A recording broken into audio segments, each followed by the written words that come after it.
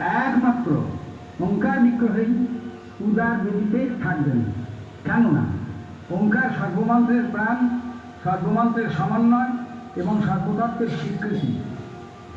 এই একটি মন্ত্রের মধ্যে বিশ্বের সমস্ত মন্ত্র বিরাজিত, সমস্ত তত্ত্ব স্বীকৃত।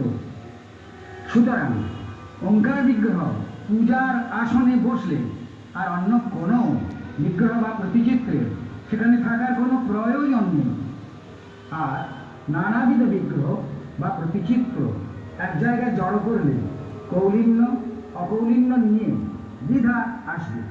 কি দরকার সেই দ্বিধা, দ্বন্দ্ব, সংঘর্ষ সৃষ্টি করার?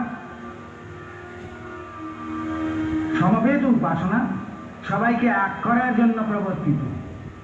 যে কেহ এই উপাসনায় যোগদান করুক, তাকে পূজার উপচার নিশ্চয়ই সঙ্গে করে নিয়ে আসতে হবে।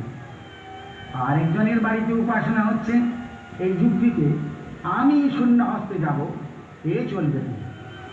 হয় একগুচ্ছ দুর্বা, নয় 3টি বিল্লদল, নতুবা কয়েকটি ধূপচন্দন কাঠি, অথবা যৎসামান্য ভোগ নৈবেদ্য, যার যেমন সুযোগ বা সুবিধে।